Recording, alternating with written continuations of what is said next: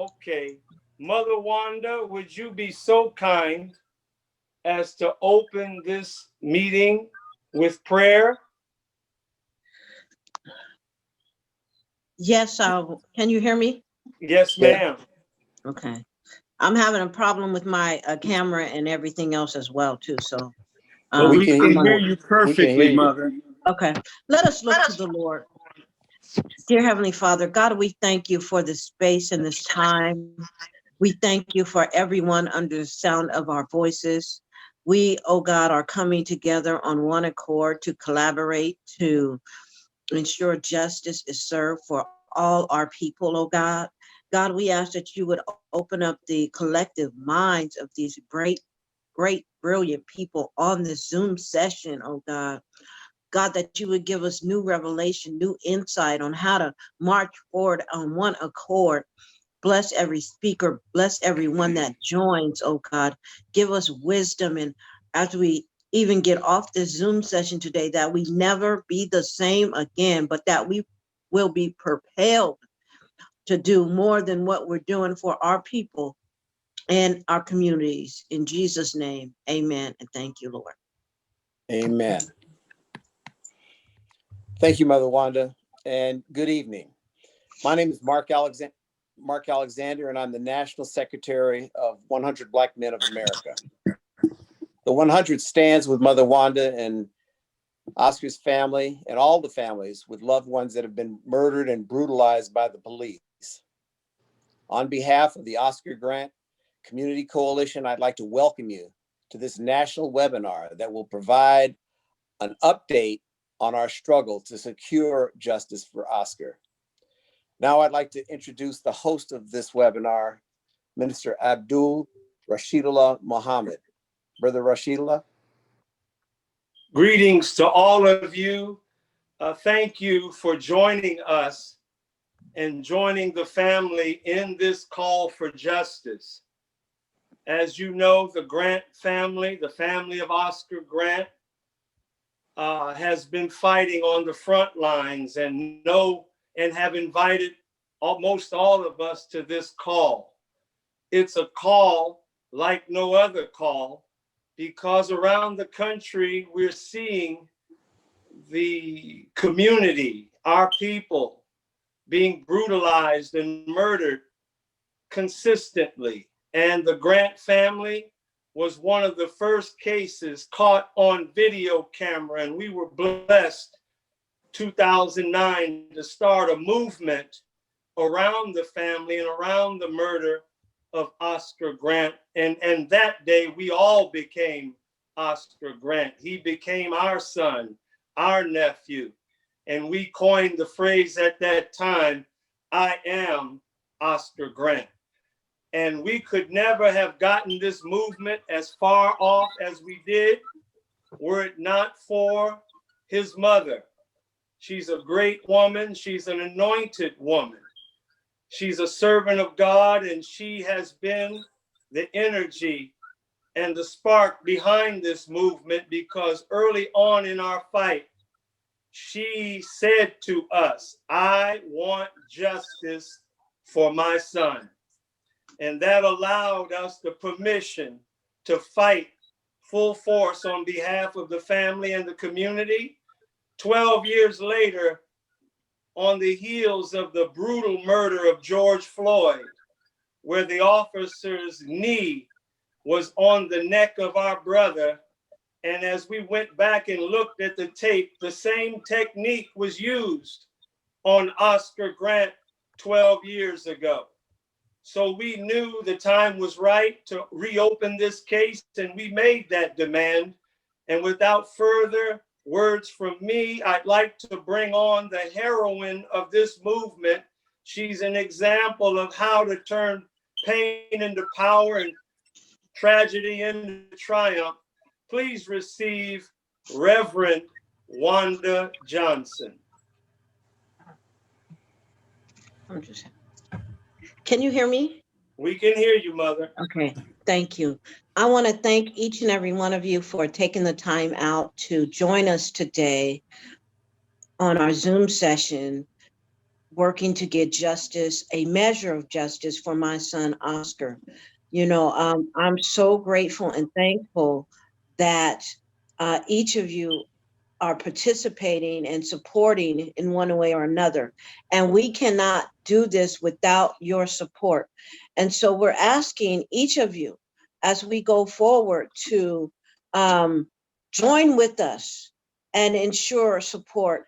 And we're going to work tirelessly all over the countries to not only ensure justice for Oscar, but justice for so many others that have been denied justice.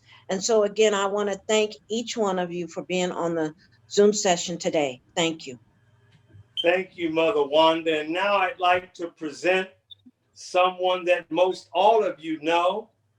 He and his wife started Love Not Blood campaign after the murder of his nephew. And he is someone, and they have gone all over the country supporting families with love, counsel, strategy, and overall support. And at this time, I'd like to bring before you Brother Cephas X. Johnson, affectionately known to all of us as Uncle Bobby.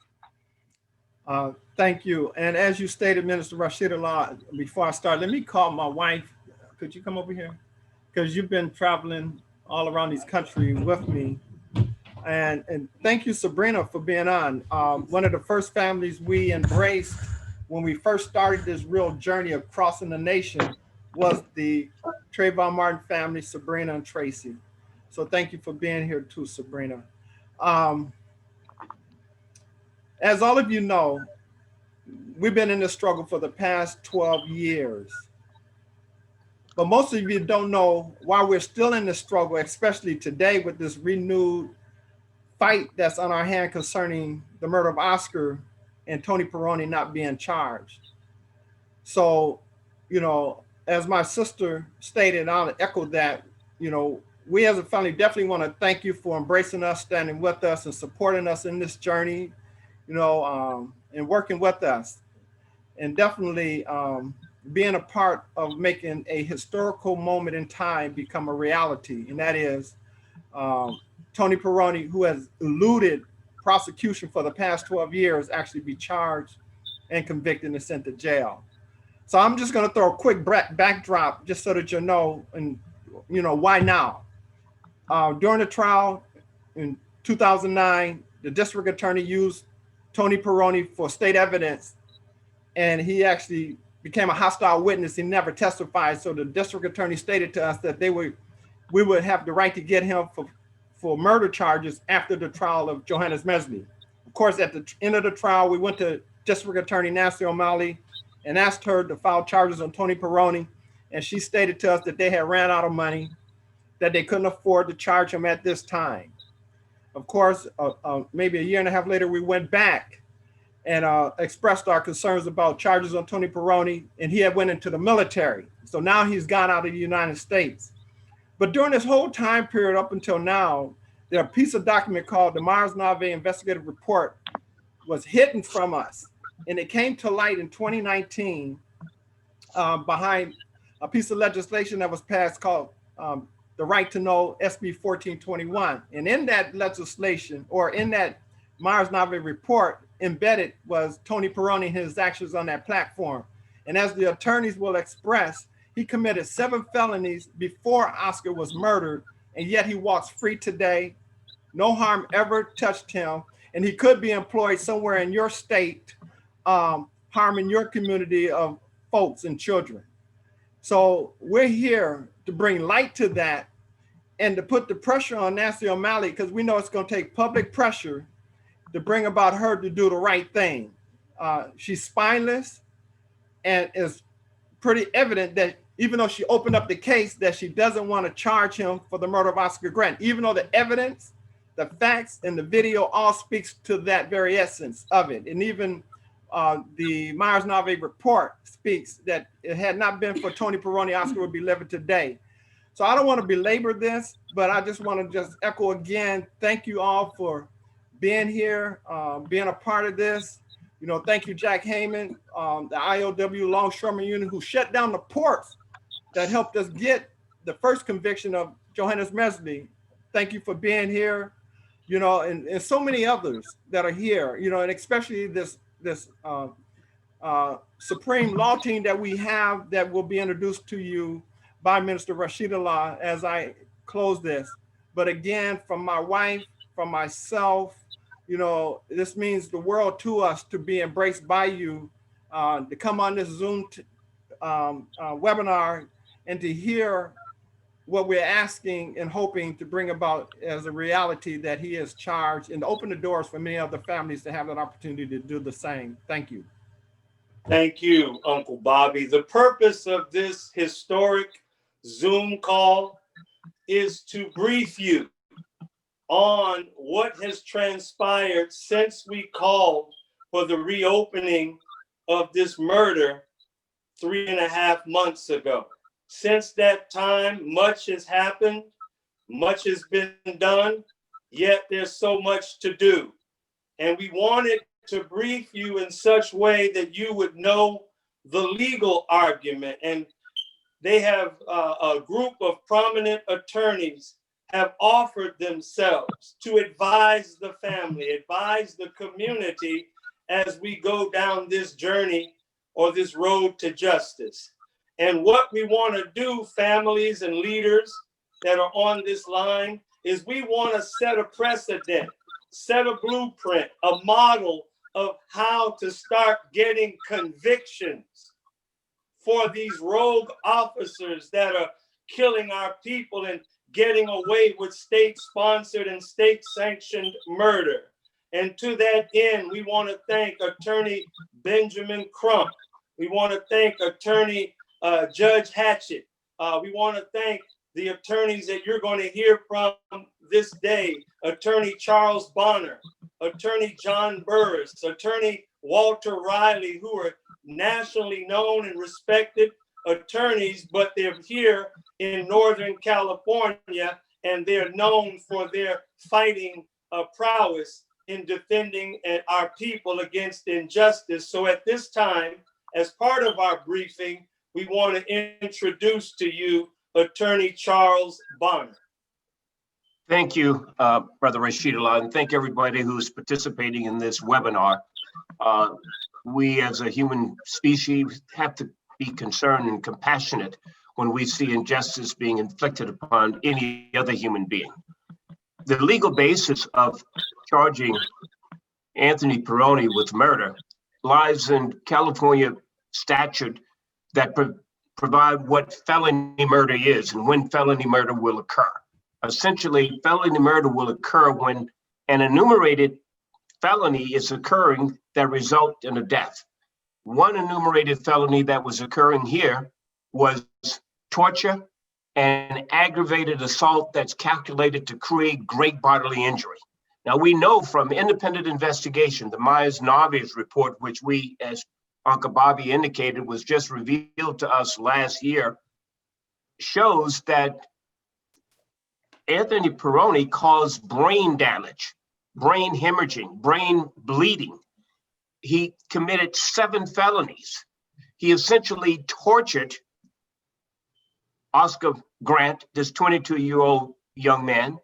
Then he invited Mesley while PIRONE had his knee, just like in the George Floyd case, on Oscar Grant's neck, with his left hand pushing Oscar Grant's head into the concrete, and his whole 250-pound body weight, admitted by PIRONE, was on Oscar Grant's head and neck.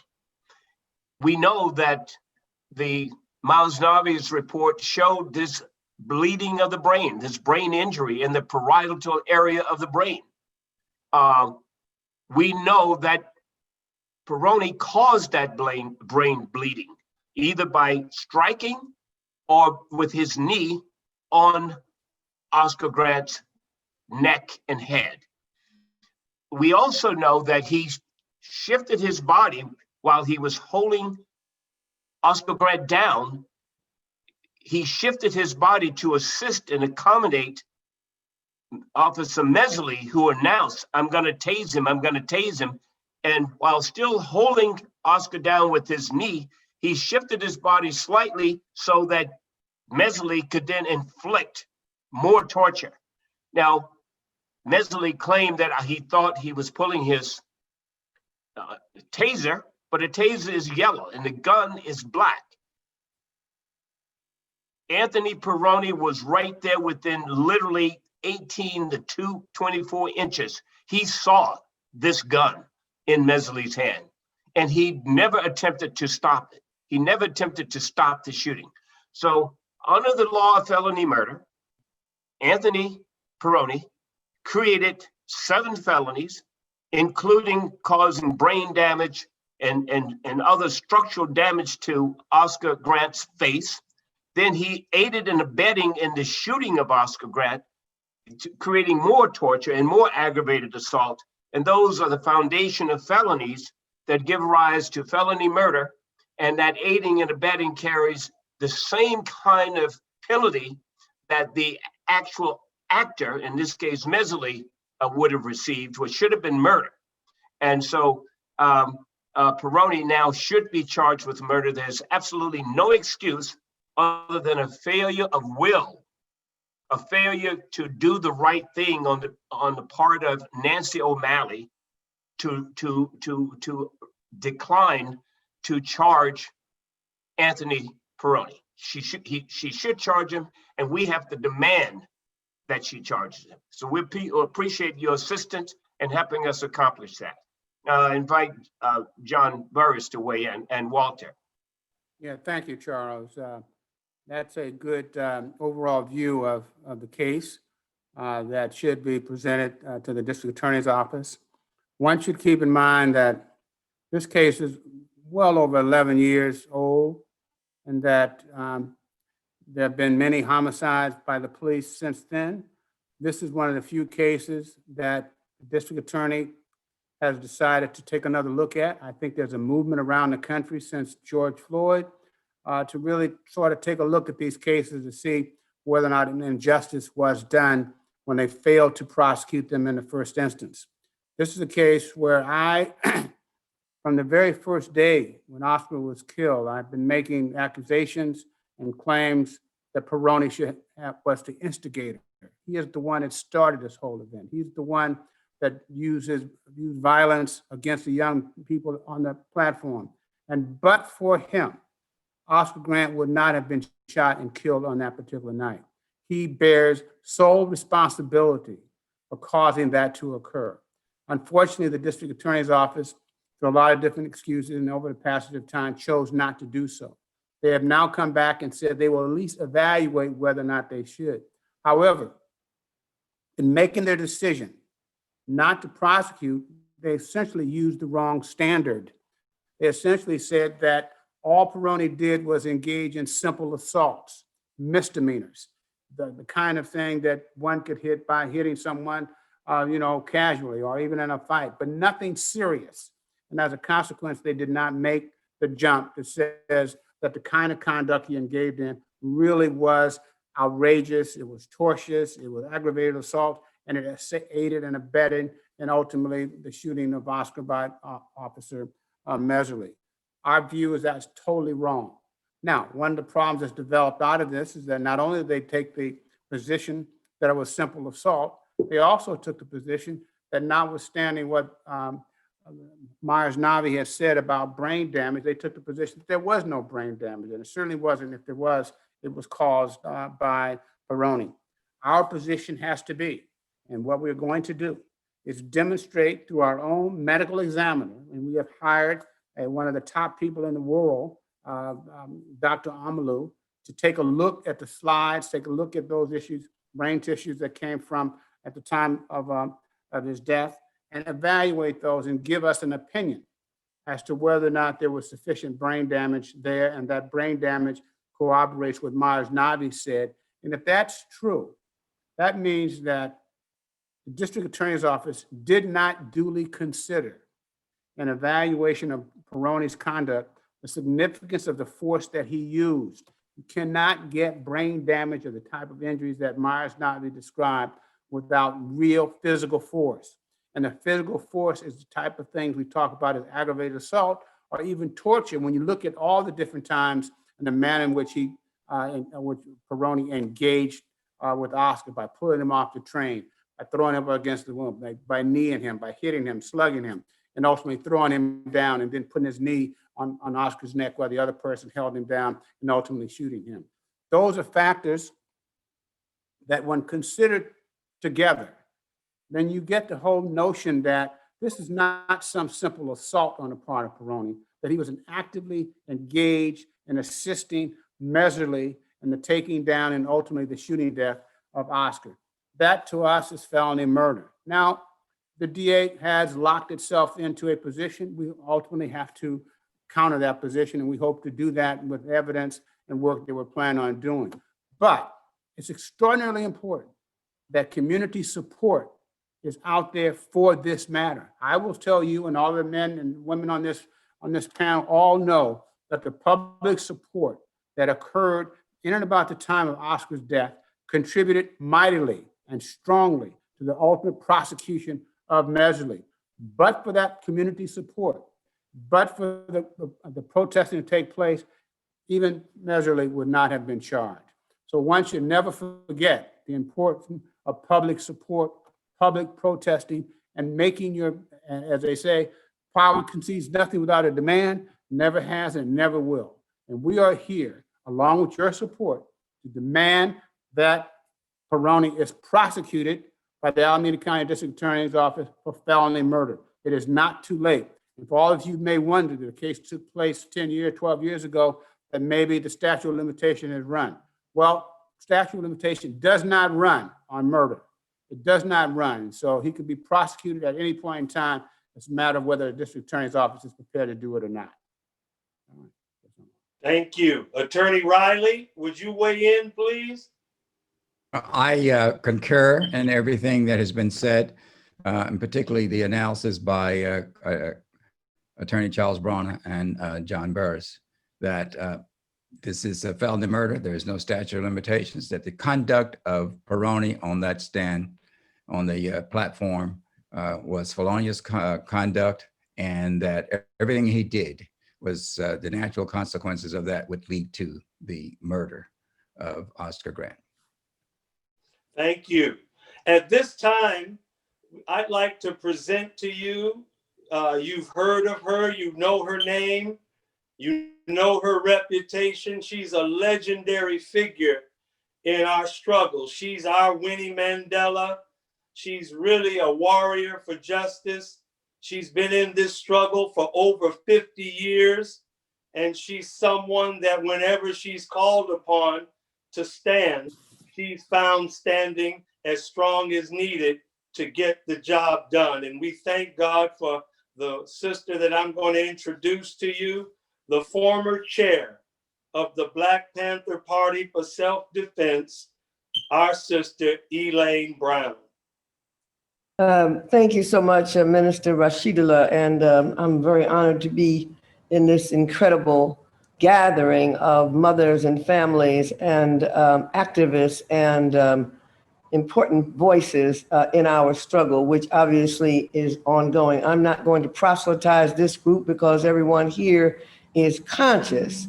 And so that part we don't need. I do think that as we've been working here in this current phase of resurrecting the case of Oscar Grant, the one thing we found, and that's why we're really gathered, is we want more than support. We want people to understand that if we don't take the bull by the horns, then we will be sitting here crying for the next 20, 30 years as we have since 1865 when they released us from our free jobs as slaves.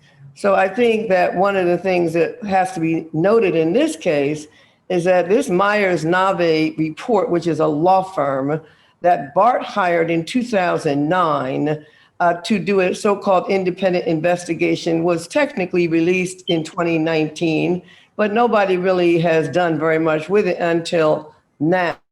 In October, this family and Brother Rashidullah and other members of the nation and other people came together and said, what can we do with this new information that we have, having noted the similarity in the way that PETITION assaulted Oscar and held him down and cut off his artery and his windpipe, like George Floyd. What can we do? We can do what all the other families on this line know gets done. We take it to court, we get civil settlements, but we don't get the kind of justice that Wanda Johnson has been seeking for 12 years, which is to bring Tony PIRONE, the murderer of her son, to justice. Now, if we really want that, then if we want justice, we got to fight for it. We can't just sloganize and run around and cry. We have to do something. And we found with this one document that we uncovered,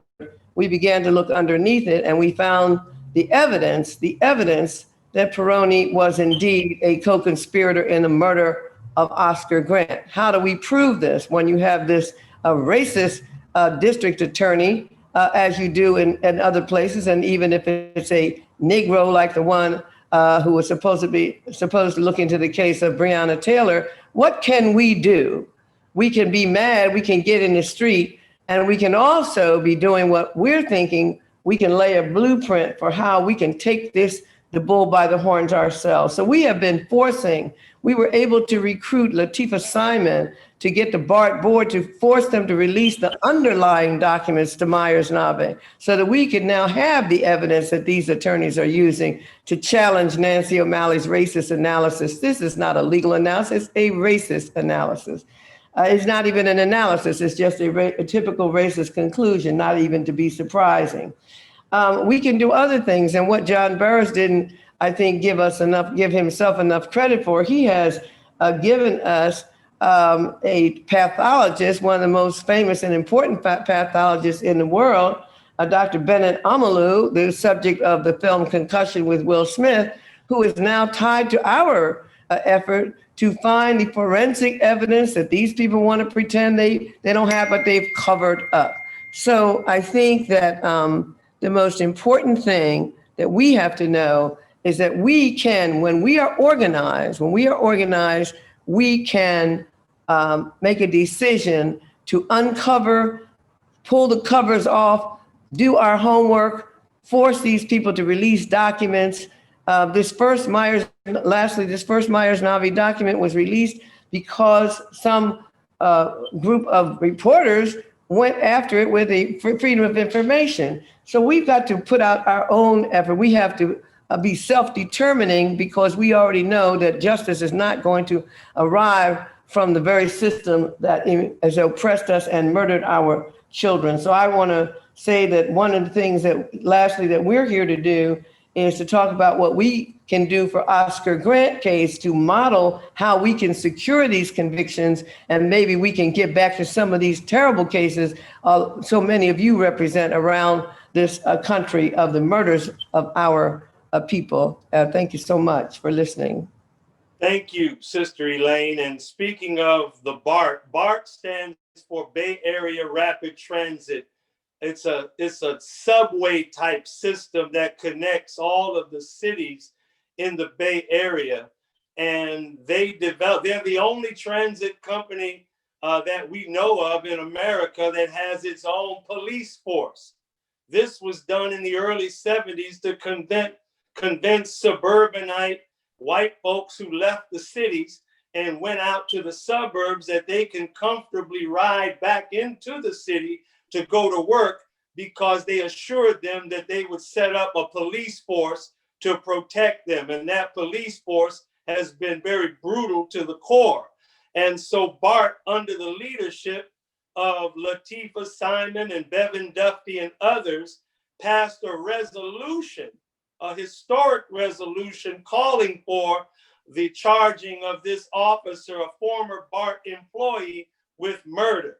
Secondly, the Oakland City Council has unanimously passed a resolution calling on the district attorney to charge this officer with felony murder. And this afternoon, we had a Zoom call with the mayor of Oakland, Libby Schaaf, who has pledged her support for the family and others on this issue. I don't know if our council member Lauren Taylor is on. Before we open it up to all of you, and I know that you're all leaders and have time constraints, and we certainly want to hear from each of you that are panelists to offer your statements of solidarity. But I would like Council Member Lauren Taylor to come and just share a few words with his effort to champion this cause and press all elected officials to support this effort. Council Member, are you on? I am, Minister Rashidullah. Thank you for that. You can hear me okay? Yes. Yes. Great. So yes, for those who I haven't met, my name is Lauren Taylor. I am on the Oakland City Council. Not only am I the only Black man currently sitting on the council, I'm an Oakland kid who rode BART back and forth just like Oscar did. I'm a father of an 8-year-old son, and I personally will consider it a failure if I do not do all I can to make sure that the world he grows up in is not different from the circumstances that we have been challenged with. And that is why I decided to join this cause after being asked by Sister Latifah and Sister Elaine to bring a resolution to the council. I had no choice but to say yes. It was my duty, my responsibility to do that and lead. And I'm grateful for my co-sponsors who decided to join, council members Carol Fife, Treva Reed, and Nikki Bass. I'm grateful for the rest of the council who unanimously voted to urge DA O'Malley to charge this second BART officer, Tony PIRONE, with the highest crime of felony murder. And upon conviction, seek the strongest penalties based on the new reports that have come out. This unanimous vote shows the importance of Oscar, Oscar's family, Oscar's case to Oakland, and I'm grateful for the opportunity to help bring this forward. And what I will call on those in the audience is that we have been given a task. We are reimagining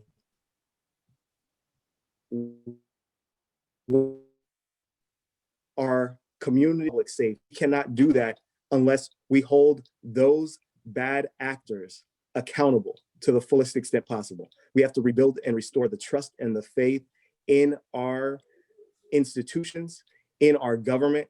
And if we stay silent, if we don't step up in times like this in order to urge and to push and to demand the response that we only deserve to have our day in court to ensure justice is brought forward, then we are not doing our service to our society, to our community.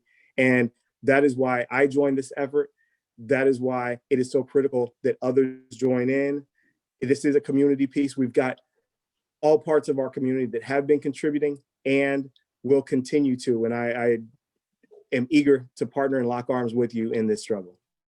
Thank you, Council Member. We're still waiting on Latifah Simon, the director, one of the directors of the BART board that just recently passed the historic resolution.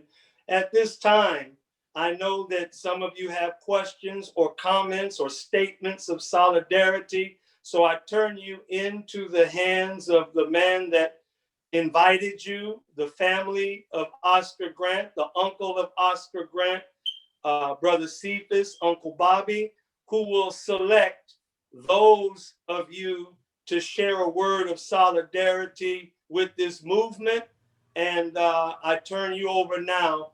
Brother Cephas, would you invite those to speak that you have the list? I surely can. Thank you again, Minister Rashidullah. One of the first speakers I'd like to go to would be Sabrina Fulton, being one of the first families we went out of state to embrace and has been family and friends with since the beginning. And then I would like to go to Tamika Marlery, and then of course Kamal Bell will follow her. So Sabrina. Thank you, Uncle Bobby. First and foremost, I want to say that I'm in this fight with you and with your family, with Reverend Wanda, with Sister Beatrice. I mean, you guys stood with us and we are standing with you.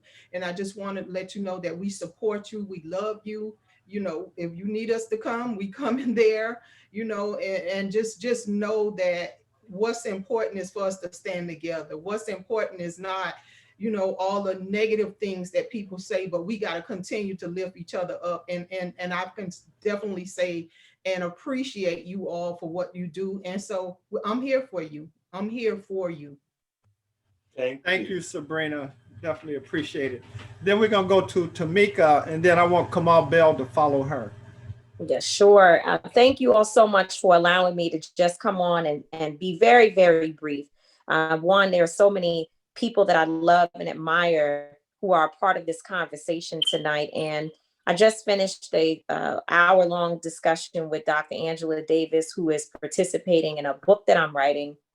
And she was talking about how the struggle that we're fighting is all over the nation, all over the world where Black people exist, and that no one of us can take on this entire struggle alone, but all of us have to be in it. And so standing alongside you all, supporting my sister, Sabrina Fulton, Patrice Cullors, who I see on the line, and of course, Uncle Bobby and Beatrice and all those who are engaged here is truly, truly just incredible. And I share in Sabrina's sentiments in saying that we're here until freedom. My organization is here. I am here to be a part of, to be supportive of, and to share whatever resources I may have to help to advance the cause for Oscar Grant, because I do believe that if we are able to get justice for Oscar Grant, we can get justice for Breonna Taylor, and we can get justice for so many people who have really, really been unfortunately, our communities are dying just because we don't have justice. So not only are the unfortunate and traumatic experiences killing us, but I believe that our young people are experiencing a level of trauma just because they see that our lives really truly don't have the value in which we all know that we should. And I think that it leads to some of what we see in terms of the violence in our community and the pain that we're causing one another. And so justice for Oscar Grant and Breonna Taylor and so many others means justice for my son. It means justice for so many young Black boys and girls. And so I'm incredibly grateful to be a part of this fight and many of the other fights that are connected to people who are on the line. And I think the last thing I want to say is that I'm completely drunk with admiration seeing Elaine Brown on this line tonight. I struggle with the desire to just be half of who you are. And so thank you so much for your contributions and your sacrifices, and know that there are many of us who respect, love, and honor you, who are working to accomplish just a little piece of what you have done. Thank you all so much. Thank you. Thank you, Tamika. Kamal, good friend. Thank you for having me, Uncle Bobby. It's an honor to be here. As a stand-up comic, I always feel like I snuck into the back door to these things, so it's an honor to be invited. Thank you for having me. I feel like it's my job with the platform I have to, first of all, make it clear I stand in solidarity 1,000%. I always have. I remember when Oscar was murdered, and the activism that came out of Oakland and the Bay inspired me to get out into the streets, and is absolutely part of what set me on the path I'm on right now. So I've always felt very close to the Grant family, and I appreciate the fact you invited me here. I also want to say, as a part of that, is my CNN show, United Shades of America. We have an episode coming up in the upcoming season about policing, and much of it is set in Oakland. And we were honored to be able to talk to Mama Wanda, Uncle Bobby, and Beatrice about Oscar Grant. And so we will be telling his story in an upcoming episode of United Shades of America. Hopefully that will help nationalize this story. I will lay out the blueprint as you all have put it out here, and hopefully that will help nationalize the story again and get more attention on it, so we can get Tony PIRONE charged. Thank you for having me, Uncle Bobby. Thank you, Kamal. We love you too.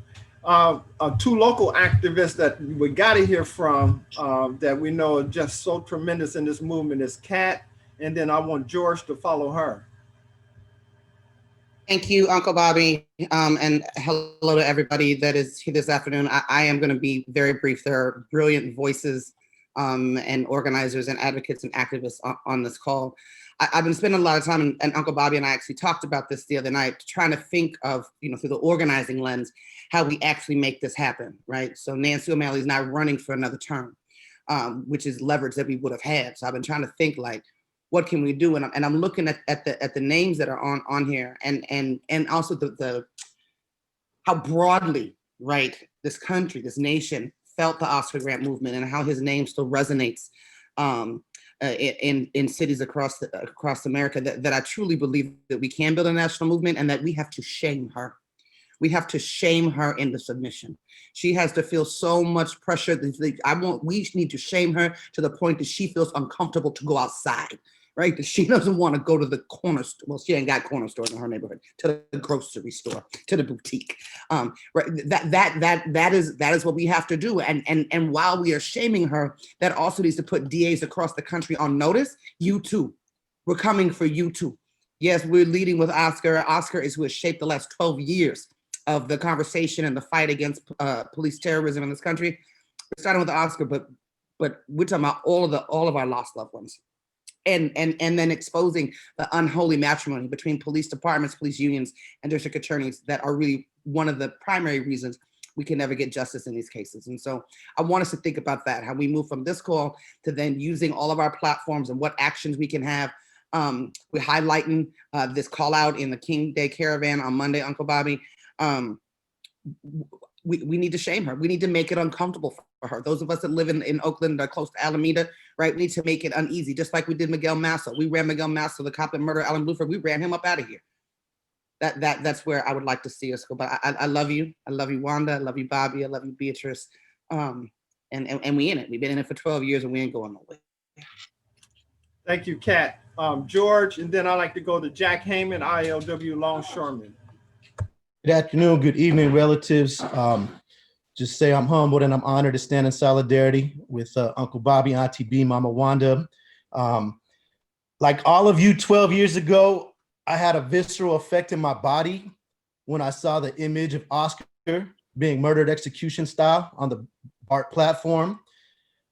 Many of us hit the streets, and we know it's the power of the people that was able to advance any form of justice, because initially Tom Orloff, the DA at the time, didn't want to do anything. And we all saw it very plainly with our own eyes. It was explicit. It was in no uncertain terms what happened, what occurred.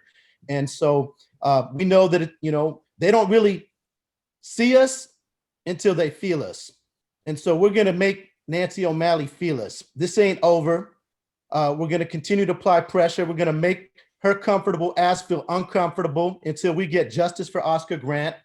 The new evidence that came in light of the Myers-Nave report only became available a little over a year ago as a result of SB 1421, a bill that my organization Courage, Uncle Bobby, Love Not Blood, and Cat Brooks, APTP, were co-sponsors of, which opens up police records in the case of murders, in the case of sexual assault, in the case of planting evidence. And so this is only new evidence for us, but as it's already been articulated, felony murder, there is no statute of limitations. And so we also know that Black and brown bodies have continued to be dehumanized, seen as disposable across this country. There's a massive moment. The political landscape has shifted since 12 years ago. And so we're also saying, to honor the legacy of of Oscar Grant, we have to defund OPD. We have to defund the police. Had we actually allocated resources so that something as benign as a fist fight on a BART train could have been diffused with community members instead of police who were overzealous that day, who were racist, who were murderous, Oscar Grant might still be alive. And so I invite everybody to continue to fight for justice for Oscar Grant and to fight to defund the police and refund the people. Thank you. Thank you, George.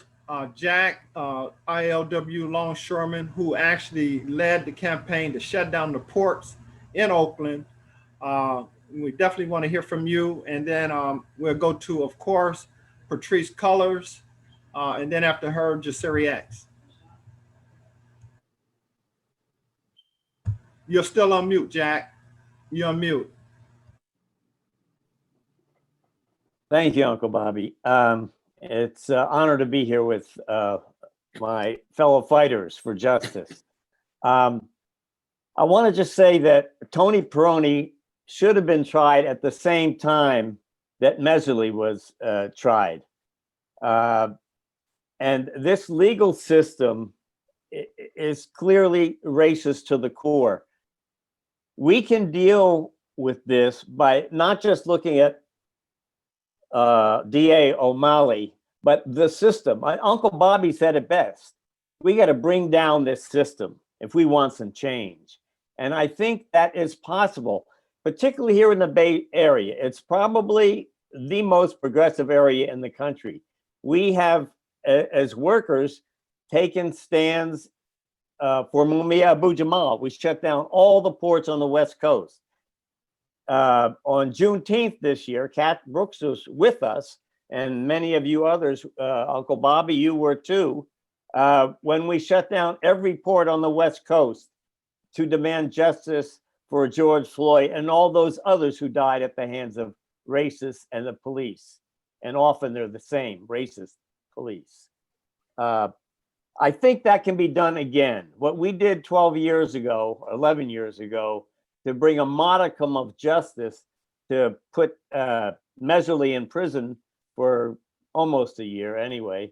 I think we can get PIRONE. He deserves to be in prison after he killed Oscar. Because I say he killed him because he initiated the cascade of events that led to the death of Oscar. The man is guilty. And what he did when he got out of the BART police, when they let him go, he went to Afghanistan so he could legally kill people for this government, a Muslim country at that.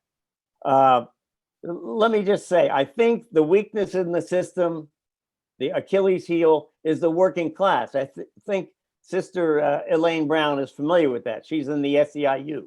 We have the power to shut the system down. In particular, it's not just longshoremen, but the BART workers. The very workers that keep that system, the BART system going, are majority Black. We need to appeal to them that if Tony PIRONE is not brought up on charges, we're going to shut this whole Bay Area down and make it as an example to the rest of the country what we can do to stop these racist killings that are going on. Thank you very much. Thank you, Jack. I believe it was Sean Bell and then Patrice. I'm not sure which order it was. Patrice. But, Patrice. I'm sorry, Patrice. And then Sean Bell. I'm sorry. I said Sean Bell, but I meant Sean King. Thank you so much, Uncle Bobby and Wanda and everybody in Oakland, California, who's been fighting this fight for Oscar Grant for the last 12 years. I want to echo Brother George, just naming his remembering when Oscar was murdered. I remember that day vividly. I remember that morning vividly. And so much of the work that we've done inside of Black Lives Matter is informed by the fight that you all have put forward through the fight for Oscar Grant. I am honored to represent the Black Lives Matter and the Black Lives Matter Global Network. We stand in solidarity with the Oscar Grant family and the coalition that has put your bodies and your spirits on the line to ensure that Oscar gets justice. I believe that when we fight for Oscar Grant, we are fighting for each other. When we fight for Oscar Grant, we are fighting for so many other communities who have been impacted by police violence, by police terror. And the work is not over. We've seen white supremacists rise on January 6th. And we know that many of those white supremacists were off-duty police officers. And so right now, this conversation about justice for Oscar Grant also means a conversation around ending white supremacy once and for all. We are looking forward to work alongside the family and the coalition. We believe that this is not just a local issue, it's a national issue, and it's a global crisis. And the work to end police terror and the work to end police terror against Black communities in particular is going to take all of us. And so we are here, we are ready, and we are with you. Thank you. Thank you, Patrice. Now we go to, it was Sean King. Sean King. Yes. Hey, good to see you all, and it's my honor to be here, as all of you said, with this wonderful family that I love so much, with all of you who've been doing just indispensable work there on the ground in the Bay Area, supporting this family. Thank all of you. My heroes are here on the call, my peer heroes and legends. And so I just send each of you my love and support. There are two things that I wanted to add just on top of all the insightful and thoughtful remarks that everybody else has shared. First, we worked with the family to create what we call a SMART petition. If you go to justiceforoscargrant.com, it looks like a normal petition, but when you fill that petition out, it automatically sends an email out to everybody that we designate, that we see as influential decision makers on this case. And we can always add more people to that. And we've used this SMART petition. I'm the founder of an organization called the Grassroots Law Project, and we've used this SMART petition software in a lot of cases. And the most recent case was in the Ahmaud Arbery case in Georgia. And through that petition, where almost 2 million people signed the petition, what that meant was, and there were about 15 people that got an email every time someone signed that petition. We sent nearly 30 million emails, literally shutting down email servers and systems, just to show people the magnitude of who cares. And so as we near 100,000 people who've signed this petition now, just know that every time you sign it, people, including District Attorney Nancy O'Malley, they get an email, and we get creative with it. And we put her staff, her office members, and others on there so that they just see and feel the magnitude of it. And those are the types of digital things that we have to do, particularly in this kind of pandemic age, just to make people feel the pressure in a way that's harder to do in 2021 than it was even just last year. Secondly, and this is something I'm thinking about, I don't mean to say that it's long-term because it'll be on us very soon, but I help run an organization called Real Justice, and we've elected new district attorneys all over the country. We've helped to elect 22 new district attorneys, including in Los Angeles and San Francisco, but also in Jackson, Mississippi, and San Antonio, Boston, Philadelphia. We're running 2 races right now in Philadelphia, and I'm in Brooklyn, but we're running the race in Manhattan as well. And there's one way to negotiate with your enemy when they're in office, and that's how most of us see Nancy O'Malley, that we're having to negotiate and pressure someone who we know doesn't really love us, doesn't really care for us, doesn't really even know us in a personal human way. It's something very different when you have someone in that position that you actually trust. And we're already looking at, while we pressure her in every way that we can, from the inside and the outside, you know, what does it also look like to replace her? Uncle Bobby, I know you didn't mean to, but when you mentioned the name Sean Bell, Uncle Bobby, it brought to my mind, you know, Sean Bell was killed 3 years before Oscar was, and we're starting to strategize now on how we can do for Sean Bell's family and his widow and his children, how we can do for them what we're trying to do for Oscar.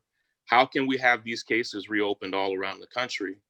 Well, what we found is when you're negotiating with someone who is your peer and your partner in the pursuit of justice, it's very, very different. My sister Patrice, who went right before me, she and I worked together on the campaign to elect George Gascon is the new district attorney of Los Angeles. And we've been able to get George to commit to reopening several cases that were closed. And it's just a different thing when you're able to negotiate with people who you help to elect. And Nancy's not really that for us. And so we'll see. Yeah, we worked on Pamela Price. I see the comment there, Sherry. We worked on Pamela Price's campaign just a few years ago. And there might even be a couple of candidates that will be running for that position. But as we try to pressure DA O'Malley, it's also on my mind to plan on defeating her, and even with the hope that she feels that pressure to say, hey, maybe if I do right by this family, it will help me politically.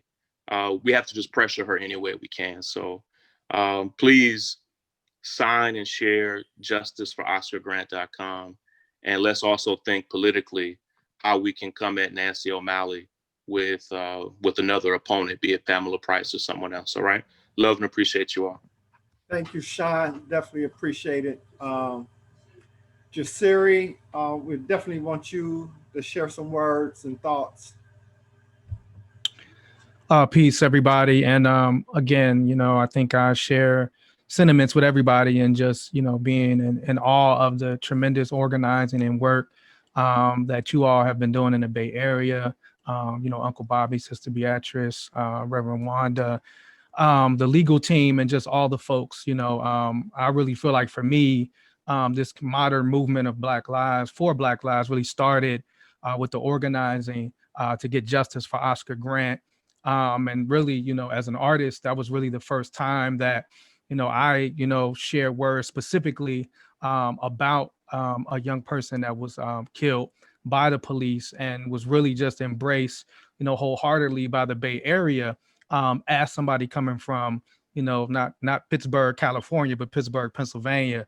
I also want to just shout out, I feel like not just representing Pittsburgh, but also represent the artists and the importance of art in this movement. So I do want to shout out, all, particularly the Bay Area hip hop artists and visual artists that came together and rallied around the family, the beautiful mural that was put up on Fruitvale Station, all of that. And of course, the film, the incredible, brilliant film by Brian Coogler. And so I do just want to shout out those artists that, utilize their art to speak life into this movement, and to get, justice for Oscar Grant as well. And just encourage folks to utilize us. And, and sometimes it might not be utilizing, but put pressure on these artists that, come from where we come from and have these large platforms to say, what is it to just put a tweet out the petition and tell your millions of followers to sign this petition to get justice? What could that mean for not just this movement, but really the movement to get justice for Black people in America and all over the world?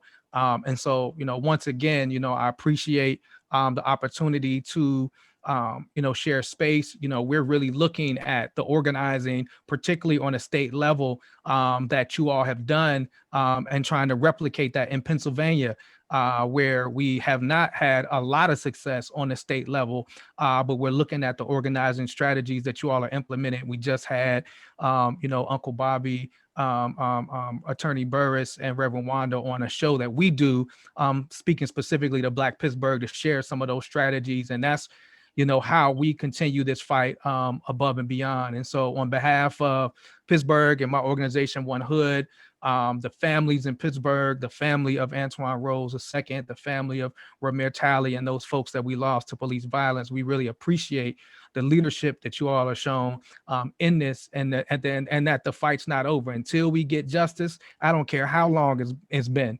Somebody needs to be held accountable. Well, damn it, we're going to come together and make sure that person's held accountable, whether it's 5 years, 10 years, or 20 years down the line. We need justice, and justice comes before we have healing and unity. Accountability and justice comes first. Peace, y'all. Thank you, Jasiri. We have Kenneth Chamberlain. Oh, you made it, Kenneth. Fellow family member who lost his father that's been standing up extremely strong in New York. Definitely share some words, Kenneth. And right before you share, Kenneth, I just wanted to announce also Emmett Till's family is on board, but they're having issues in really connecting to be able to share a couple of words. But Kenneth, go ahead. Thank you, Uncle Bobby.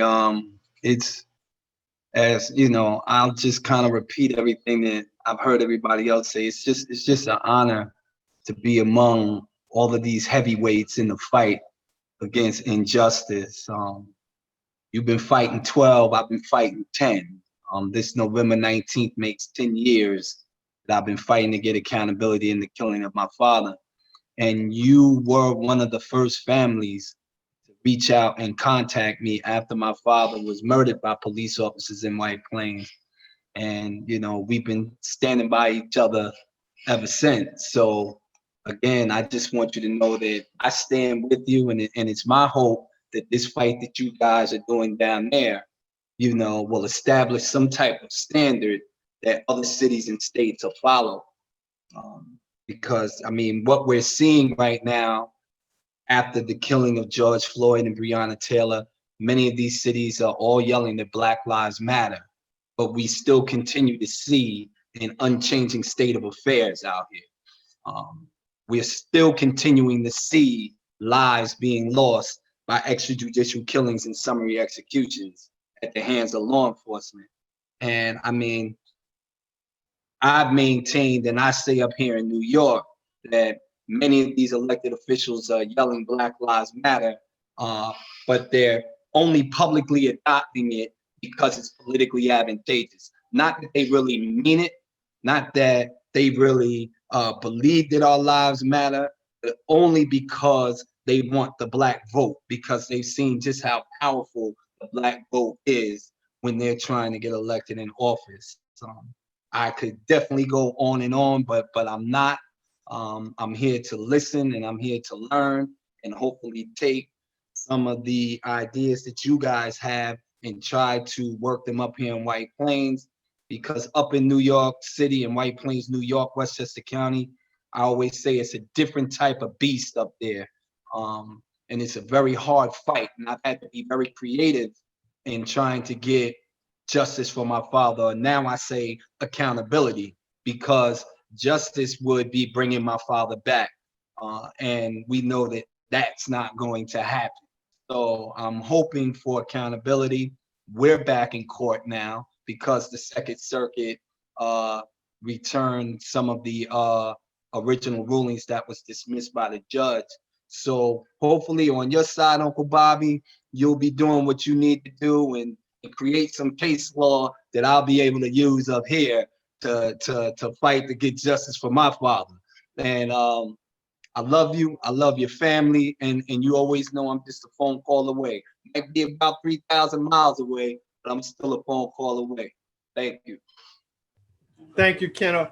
You know, we know it's many other families and community members and activists that is on, but we're going to actually have to turn it back over to Minister Rashidullah so that he can move forward. Thank you, Uncle Bobby, and thank all of you who spoke so beautifully in support of this family and this fight. And that was our motive from the beginning. You should know that it was Mother Wanda who said publicly, this is not just about my son, but this is about all those families who suffer like I do. And of course, as you know, the Grant family has absolutely demonstrated that spirit and that magnanimous spirit. Brother Uncle Bobby, you wanted to share a word? Yeah, I'm sorry for interrupting, but Deborah finally made it on. This is Emmett Till's family. And I did want to give her just a few seconds to say a few things. Yes. Deborah? Thank you. First of all,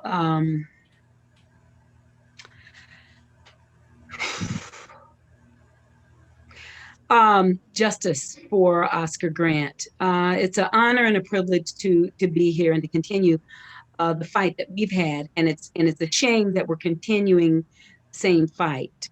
We've been on this journey for close to 66 years, standing on the shoulders of Mamie Till Mobley, whose pathway and blueprint, I think, unfortunately, has laid a place for those that have been fighting, like our illustrious Elaine Brown and others, to continue that fight, and for the other mothers that have spoken that are on here, and for Ms. Johnson as well. This is just, it's a fight that we have to be in. We are standing with you in solidarity, in spirit, and you've been there for us, and we're definitely going to be there for you. In honor of my cousin, Erica Gordon Taylor, who I think all of you know, I just want to say that she was on that journey and that pathway of standing and providing space for families, and we will do the same. So just know that we're with you, and the fight that you have is our fight. But I also want you to say that, the DA, I just want you to know that the DA in Mississippi, Dwayne Richardson, along with the Attorney General, Lynn Fitch, they're still holding on to Emmett's case. Can you believe we have a close to 66-year-old murder case that is still on the Department of Justice list, along with 152 other families? So we are fighting that fight still, and it will take, years. And if it does take years, still hang in there and do it. We also have on a proposal right now called the Victims of Racially Motivated Murder Act. And that is to empower the families of the victims, because there's typically, when there's no civil case that can be pursued, there's nothing for families, no resources for families to get trauma support, to get mental health support, for the generations of others that these families and these victims have left behind. And so we're working right now on that Victims of Racially Motivated Murder Act. I want you all to know about it, because it will include all of the families as well. And then the anti-lynching bill. Congressman Bobby Rush has introduced HR 55. So be on the lookout for that. But just know we're trying to connect the past to the present and future. And that includes all of us. It includes all of us. So I will continue to pray for the family and all the other families represented. We need it. And this is a fight that we all are in, and we all must continue to do. So I appreciate your support and appreciate being asked and being invited to be a part of this discussion as well. Thank you. Thank you. Thank you. You should know the mother of Emmett Till, who caused the world to see her son's body. Yes. Ignited the very foundation of what we're standing on. And we were just talking about the relationship between these mothers. That's right. And these families. That's right. And the stand that you all have taken. But it was Mamie Till who set the template that justice must be had. And it matters not how long, how far, and how wide. You should know that the mother of Mario Woods, who George Gascon refused to prosecute the murder of Mario Woods. Yeah, he did. But perhaps he's been reborn in Los Angeles and can do better and do the right thing and encourage Chesa Bodine in San Francisco, as Charles Bonner has taken on this fight on behalf of our beloved brother and son, Mario Woods. And we led that fight by God's grace, and the mother of Mario is on the line. And we would like for her to share a moment and a few words. Mother Gwen, are you there? She just has to unmute, Brother Minister. Well, once she comes on, we'll bring her on. But as we conclude this beautiful and powerful She's on. Gwen is on. Gwen is on. Gwen is on. Mother Yes. Gwen, are you there? Yes, hi everyone. Greetings to you. I want to start by saying much respect, Sister Wanda. A win for you is a win for us all. And I want to give homage to the family of Emmett Till. Always knew that story from growing up. Never thought I'd experience this. And also, I always want to add our narrative. What they do to us, they don't kill and murder us. They actually annihilate and execute us. Mario got an execution. I'm not going to let San Francisco let that down. With my last breath, I'm not going to let them let that down. I do want to thank you all, Uncle Bobby, Beatrice, my sister, Wanda. Stay strong, because there is a part of us that's no longer sane. But I was saying to my doctor, I feel stronger in the anger of it all. But when the grief sets in, I'm no good. It can take you out. So I think the anger, the frustration of it all fuels us. And I think we have to be fueled, and that catapults us into the fight. But again, I want to thank you. I want to thank you, Minister Rashida. I want to thank you for always having Mario's voice, Oscar's voice. I always say people forget the blood on San Francisco's watching, so I have to shout that out. Kenneth Hardy, Idris Stilley, Alex Nieto, Almacar Perez, Keith O'Neill, O'Shane Evans, Jessica Williams, Louis Gangor. That's a lot of blood, and there's been so many after the fact. So we keep in mind that they still are pillaging us. I do define police departments nationwide. They are a terrorist group disguised as the police department, but thank you for letting me have that say. And I hope it lays on the ears of Mario's executioners. And so again, Wanda, I send my love to you. I send all my support to you. Again, if we can get this lady to do the right thing, it's a win for us all. Minister Rashida one more family, Miss Amadou Diallo, the mother of Amadou Diallo. I'm sorry, Kati Diallo, the mother of Amadou Diallo.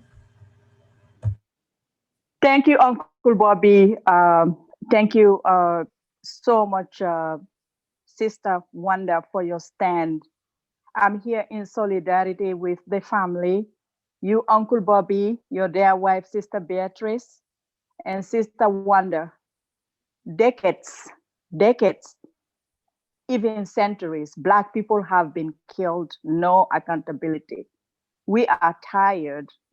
And I think if we get justice, we get this case to be reopened, and justice being served for Oscar Grant is going to set a standard. There is no expiration in injustice. That's right. We want to make sure that this case set a standard for all the families, because each time they kill, they murder our children, they always tell us that not guilty. Sometimes even no justice at all, not even a trial. So we are here in prayers, in unity, and really in the spirit of all our loved ones. And I pray that this case should be reopened and justice should be served, so that we can send a signal to the whole world that Black children matter. That's right. I'm tired, and thank you so much. And my love and support to each one of you. Thank you. Brothers and sisters, this has been such a beautiful experience. It's historic. The gathering of the leaders, the activists, the families, all coming together to lend your love and support. And now we want to give loving marching orders, if you will, loving ways in which you can support this family right now. Right. Number one, as Sean King alluded to, we have a petition drive that we need you not just to sign, but we need you to push a drive for petitions from wherever your platform takes you, whoever you have influence with, use that influence to help us get signatures now, because our attorneys are going back to meet with the district attorney on Tuesday to get her to reconsider her decision. She has agreed to our demand to reconsider, and she will sit with our attorneys and the family on Tuesday.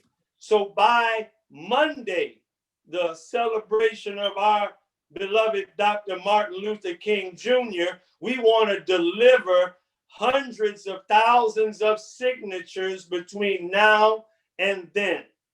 Number two, we want a system to flood the office of Nancy O'Malley, the district attorney for Alameda County, with phone calls, with text messages. So we want hundreds of thousands of people, even into the millions, calling her office, calling her assistant's office. We want the mayor and others who have already pledged support to have your support in their stand. And one of the things that we're holding in our back pocket is the possibility of a recall. So what we need from you is the full weight of your support, of your networks, to give us the petition drive, to give us the support for the phone calling and phone banking, and to make sure that you share the messaging far and wide, because when we're successful, because keep in mind, as it was alluded earlier, when we first met with the district attorney right after Oscar was murdered, that DA told us he was not going to prosecute Johannes Meserly. And we told him under no uncertain terms, you will prosecute him or you will have hell to pay from the community. And I'm happy to tell you, maybe a week after we met with him, he decided to charge this officer with murder. So don't ever think because somebody stands at the door of justice and locks the gate, we have the ability with our unity to provide bolt cutters to that gate and to those chains in order to make those who refuse to do right, make them do right with the power of our unity and our collective demands. So with that, we have a press conference scheduled with the media who is on. I'm told we have various news outlets, NBC, ABC, the LA Times, Cron 4, and other outlets that are on. We hope that we have our Black media and alternative media on as well. But we're going to close this wonderful, beautiful soul of solidarity and unity. And we're going to ask the anointed spirit, the anointed mother of Oscar Grant. That's right. She's a reverend, a spiritual teacher. And quite frankly, God could not have chose a better example of spiritual wisdom and faith and commitment to help lead this movement for justice for her son.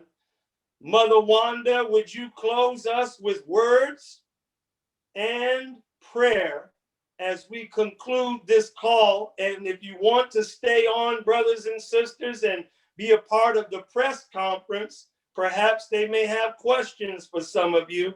You're welcome to stay on, but Mother Wanda will have the last word as we come together and close out with justice for Oscar Grant. Mother Wanda? I just want to take the time to thank each and every one of you for joining on today and joining and standing in solidarity with myself and my family. We definitely appreciate each one of you, your gifts that you bring to the table. And thank you for sharing the petition with all your constituents. And so let us look to the Lord in prayer. Dear Heavenly Father, God, we thank you for this space and this time. We ask that you would bless everyone on the Zoom session, oh God. God, we ask that you would strengthen them, that you would continue to put a fire within them so that they cannot contain themselves, that they would seek to get justice for all. And so, God, for that, we thank you and we praise you. In Jesus' name, amen. And thank you, Lord. Thank you. Thank you, Mother Wanda. So if you would like to attend the Zoom press conference, please just stay on the line and allow that process to transition. To all the members of the press that are on, please begin to identify yourself so that they can unmute you, and then you can ask your questions to any of those who spoke, primarily to the family and of course the attorneys who are fighting this case on behalf of the family in an advisory way. And anyone that you would like to call on that has spoken, that wants to join us, feel free to do that at this time. Please alert us that you're on, state your name and your affiliation with Brother Cephas and the technical team at this time.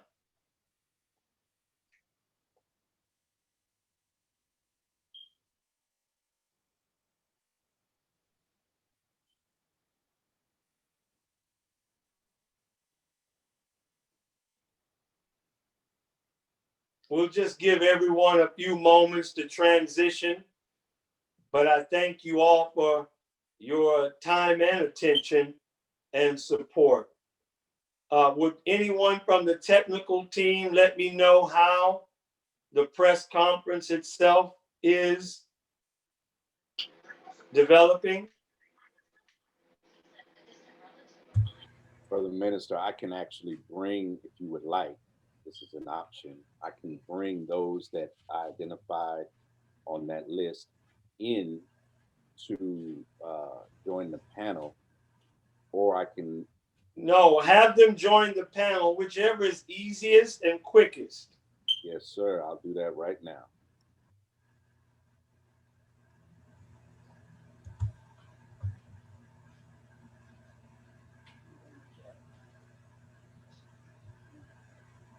While we're waiting, let me introduce the names of the powerful Justice for Oscar Grant Coalition, which includes Dr. Mark Alexander, Archbishop King.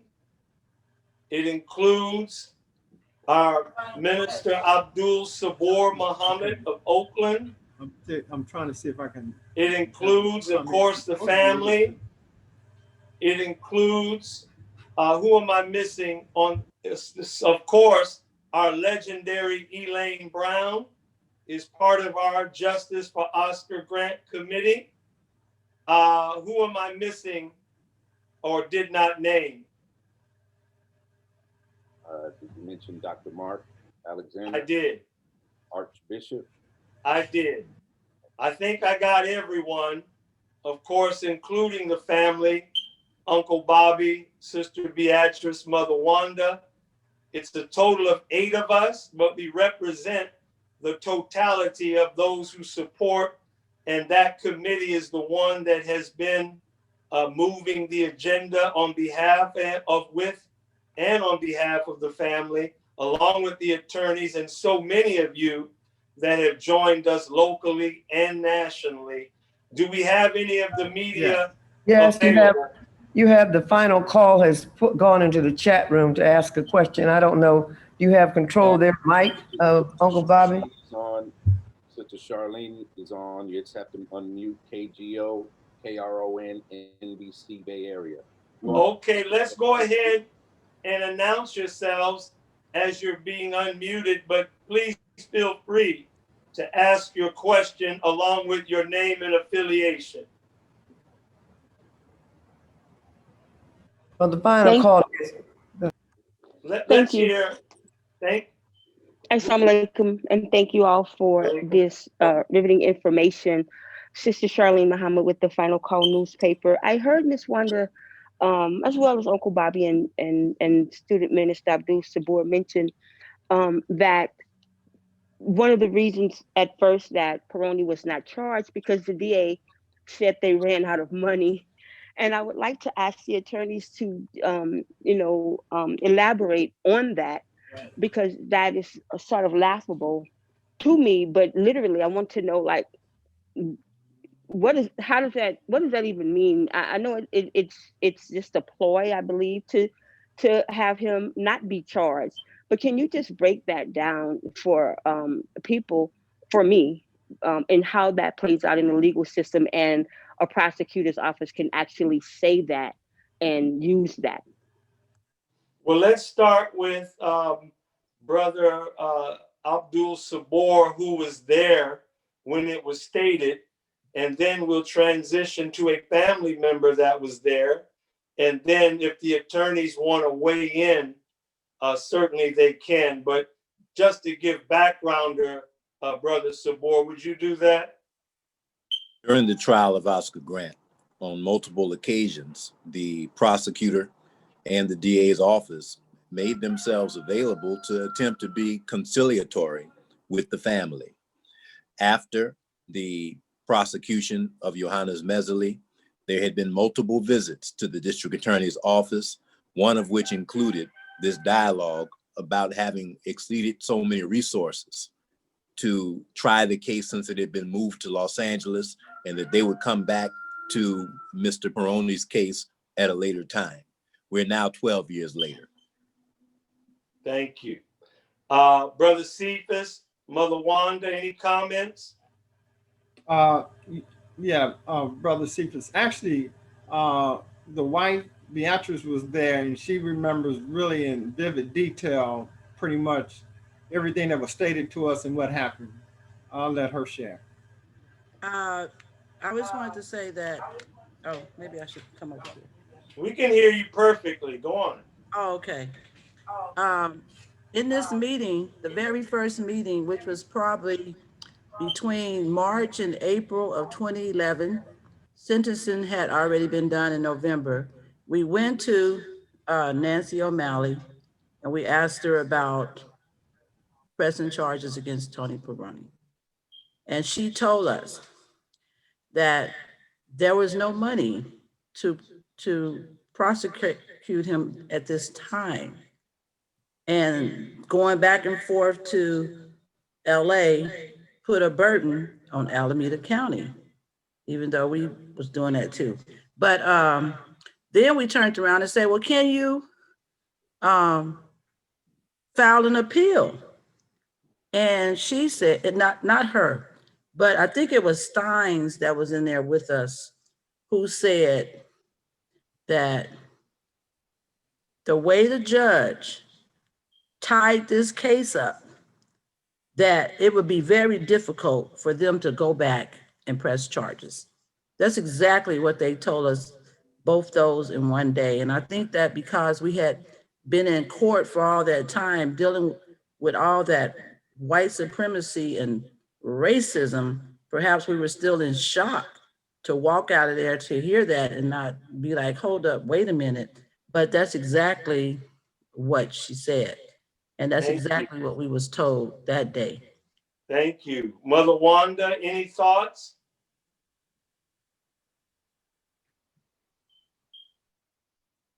No, not at this time.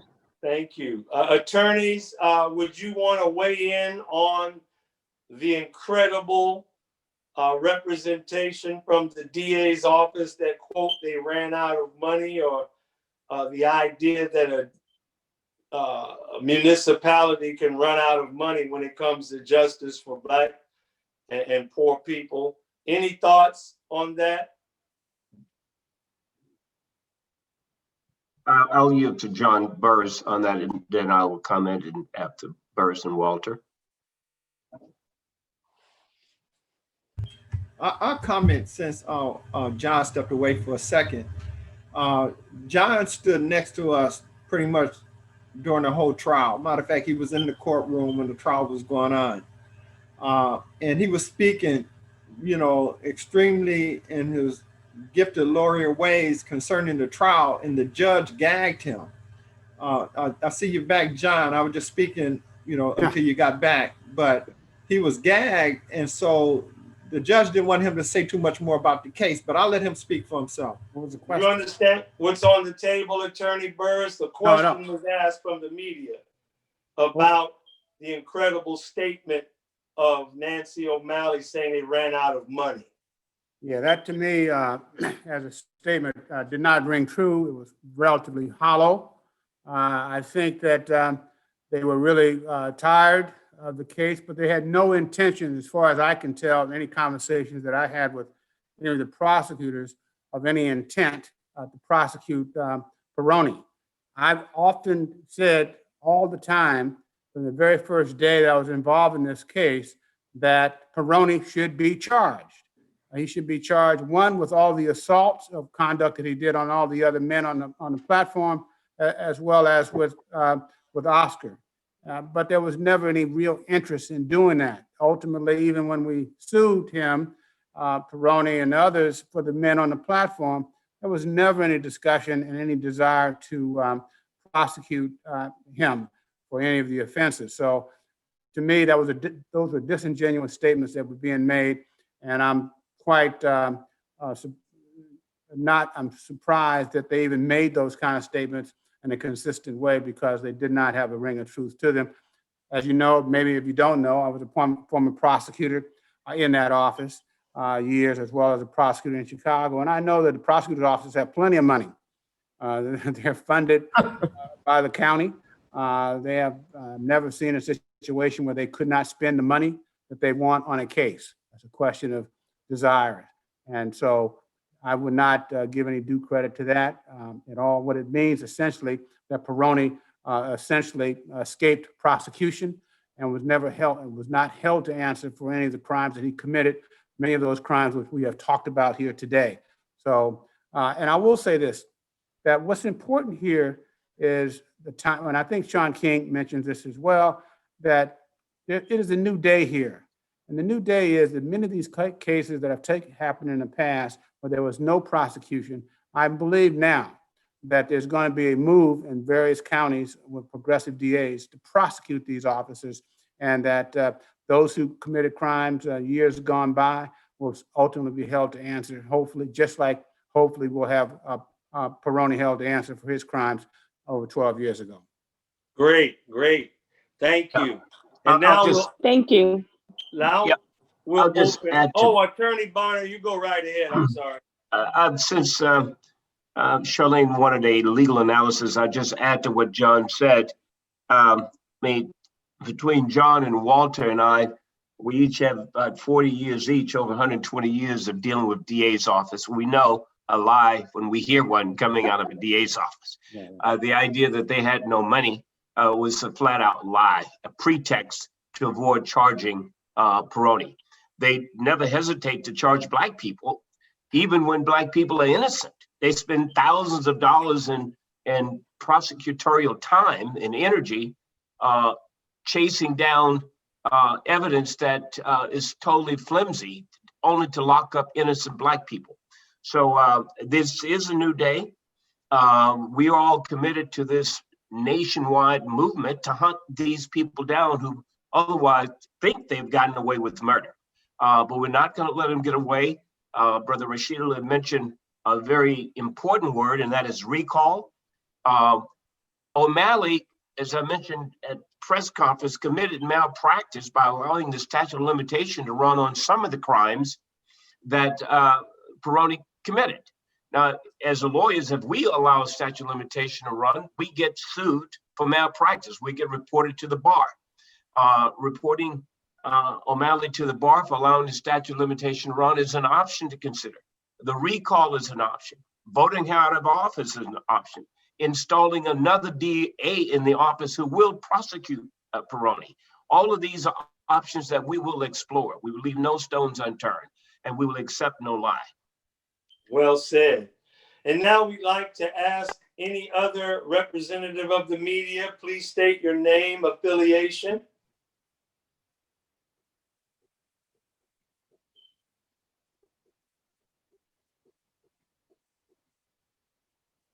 Do we have any other? I know we had a list. Still have NBC, KGO, KRON. They just have not unmuted. Please unmute. Brother Rashidullah, I see Q&As in the Q&A section of the Zoom panel. What are you seeing, Councilman?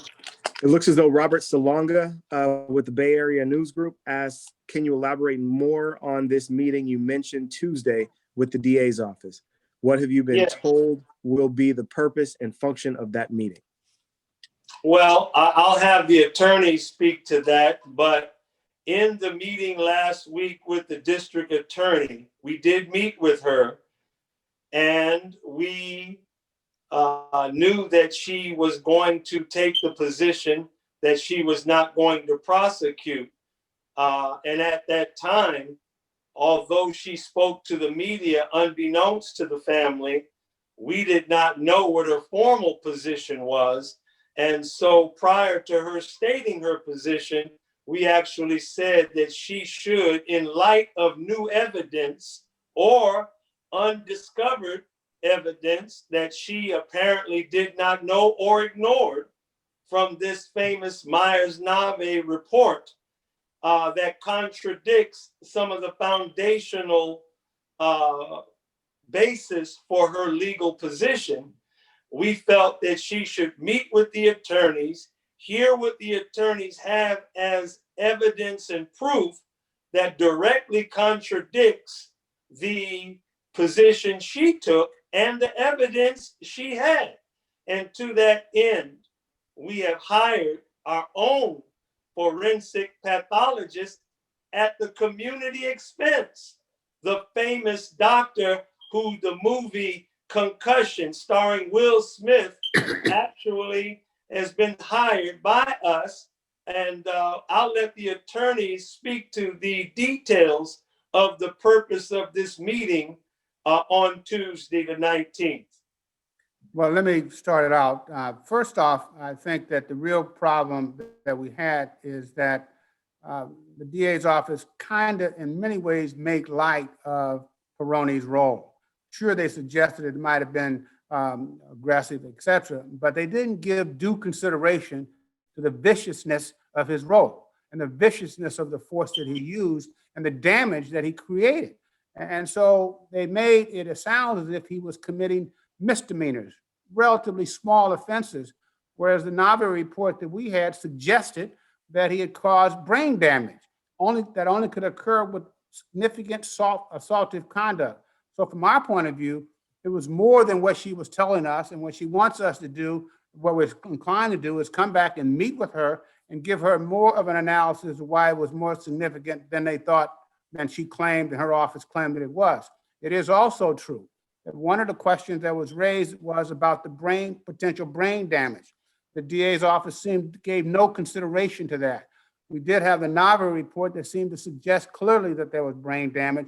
So from our point of view, we then went out and said, okay, let's corroborate whether or not the brain damage actually existed. And to that end, we've hired a forensic expert, Dr. Amalu, Bennett Amalu, a famous man that has done a lot of work in the area of forensic. He's a forensic doctor in San Joaquin County, but of course, he's more famous because of his work on the CTE discovery in terms of the brain damage that football players engaged in.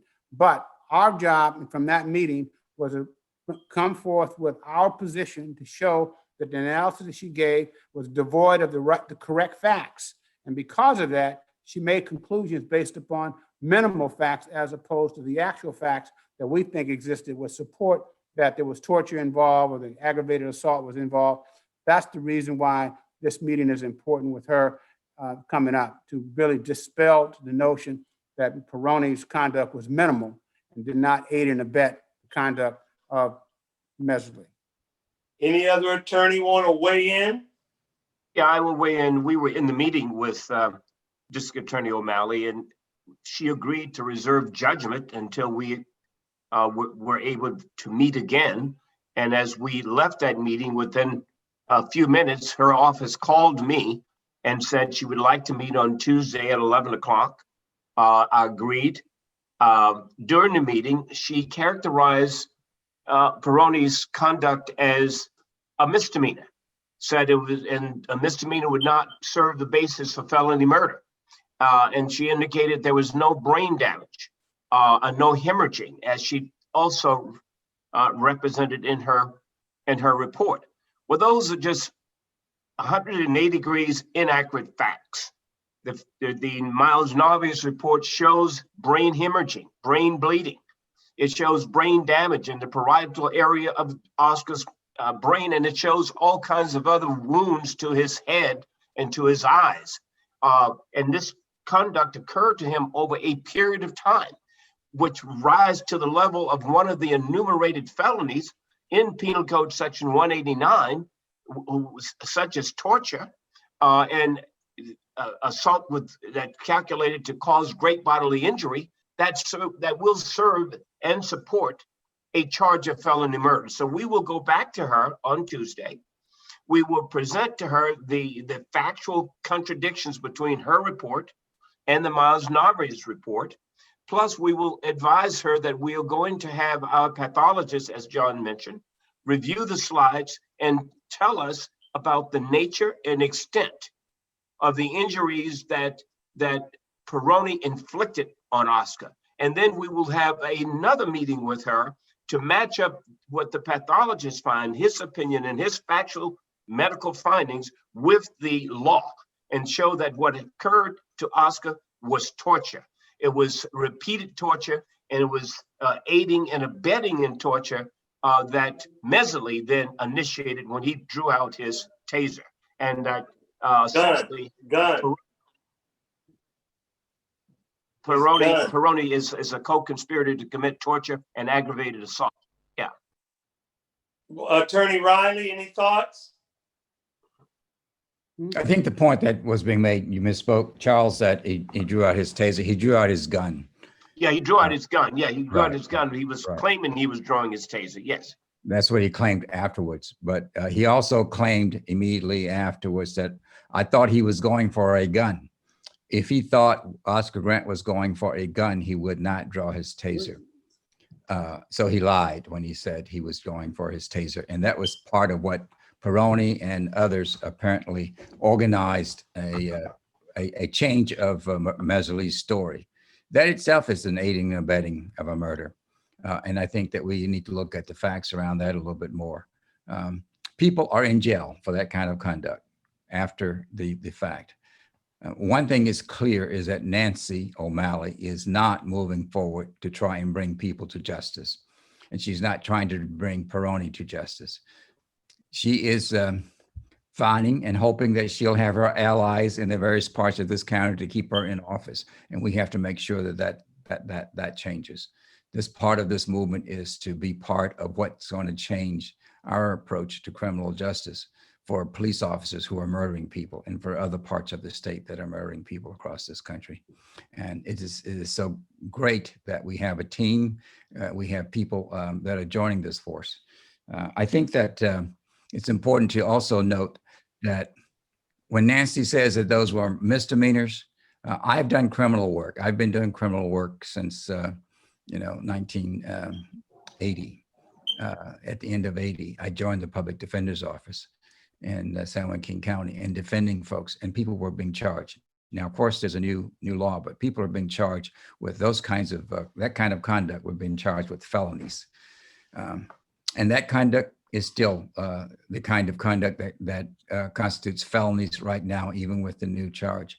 Tony PIRONE acted with malice. He acted with egregious racism towards Oscar Grant and all other people on this platform. And I want to note that part of that, to express what was happening, is that he called Oscar Grant a bitch ass nigger. And that was part of his anger, his excitement, his level of instigation of other police officers. He instigated the incidents, the conflict against innocent folks. None of those people were involved in any fight. None of those people were involved in the fight that the train operator had suggested was going on. Again, we need to note that that fight was supposed to be on the first car. Tony PIRONE ran past that first car and went after those black guys that he saw in another car.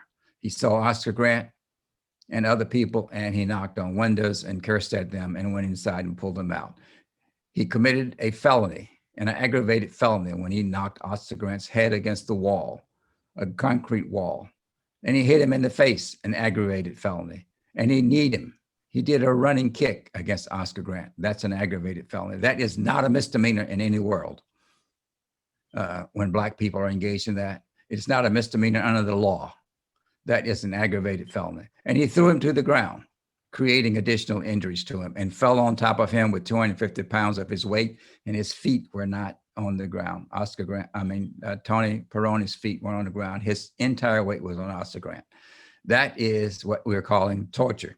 That is part of the torture. That preceded conduct was also torture, and that was torture. And he participated in that. And when Mesley said, "Move over," Tony PIRONE was able to see the gun. Did not do anything to stop it. Did not do anything to stop the use of that gun. That is the kind of conduct that he's engaged in. That is part of what we are calling the felonies that precipitated the murder. Tony PIRONE is guilty of murder for all that he's done and all of the aggravation that he caused on that stand, and the innocent folks that he violated. He violated their physical beings. He violated their rights, their constitutional rights on that stand, on that platform. And those are the things that anti-PIRONE need to be held accountable for. And Bart has to be held accountable for that too, for allowing it to happen. How much have they done since then to change that whole approach? We in our community here, we and all of that would do have to hold our communities, our law enforcement agencies, our institutions are more accountable for all of this conduct that is creating havoc to Black people right here. And what's happening across the country is happening across the world. Black people are under attack by their governments, by their law enforcement agencies. And we are part of that to make change. And this is an important case, as we keep saying, is historic. And when we go see Nancy on Tuesday, we are hoping that we have the backing of thousands of more people who are signing these petitions and organizations in this community and around the states that will help us make a difference. Our movement is what's going to change things. Thank you, Attorney Riley. And also, let's duly note that when we were in the meeting with DA O'Malley, she actually said the words that Oscar suffered superficial wounds. Yeah. Quote, unquote. Superficial wounds that were a misdemeanor. I'm gonna have to sign off here. Okay, so look, let's go to the next media. Council member, if you see a question or if they can unmute, for those of you have to leave, by all means, but we're going to take one or two more questions. The final call has another question, by the way. You have final call with their hand raised, and there was a hand raised from a Julie Cross and Robert. From where? Their affiliation is not noted in their name, so they would have to let us know. Okay, well, let's get the question from the final call until we can get affiliation. Final call, you're on. Thank you. So the meeting Tuesday, let's say that there is the epiphany by Nancy O'Malley, the DA agrees, and PIRONE should be charged and decides to do that. What are the next steps? How does the clock toward the rest of what needs to happen for justice, at least to the charging, look like? What happens should she say? Very briefly, Sister Charlene, and the attorneys can speak definitively, but because I was in the meeting with others, one of the demands that we're going to make is that our attorneys are privy to the case and how it's conducted, to make sure that it's being done in a rigorous, robust way. And so we want the attorneys to answer your question more definitively. Who would like to speak to that? Attorney Bonner? Yes, what will happen, sister, is that first of all, the DA should arrest Tony PIRONE immediately. They should bring an indictment, and we will review that indictment. We mean the lawyers, Walter and John and I, to make sure that the indictment is sufficiently robust with facts and law to secure a beyond a reasonable doubt presentation of evidence to get a conviction. But the first order of business, once she agrees that she's going forward, then she needs to draft the indictment and she needs to call for PIRONE's arrest. And so that's what we're looking forward to. Walter, you can address. I concur with that, yes. If she decides she's going to prosecute him, then she draws up the indictment and presents it and arrests him for it. Starts the court process. The timeline for murder does not run. She has time to do that. We've got Julie Cross from, I believe, KGO, Channel 7. Question?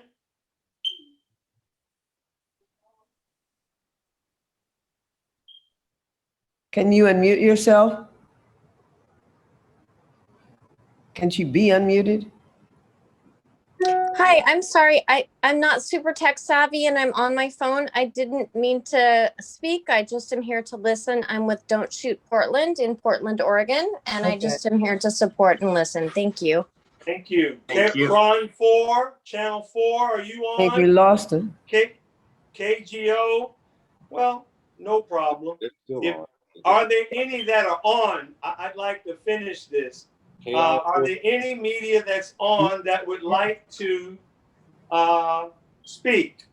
Please.